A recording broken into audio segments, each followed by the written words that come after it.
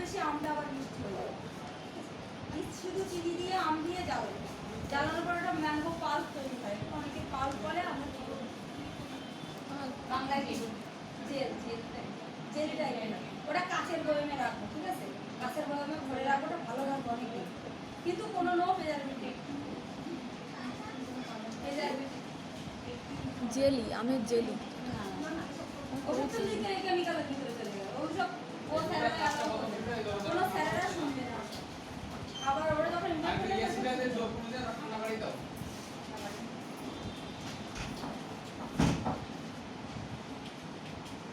তাহলে বাটারটা কিভাবে করবো, প্রথমে ঘি ডাল দিলাম, ওই ক্রিমটা ডাল দিলাম, ঘি হয়ে গেল, ওটা ইউটিউব সার্চ করলে পেয়ে যাবে, যাদের ইউটিউব আছে তারা দেখতে পাবে।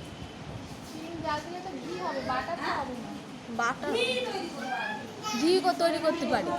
হ্যাঁ ম্যাম, ঘি তৈরি করতে পারি। ঘি পারো তো? এবার হ্যাঁ। ঘিটাকে কি করবে, আর ফ্রিজ থেকে 3-4 টুকরো বরফ নেবে,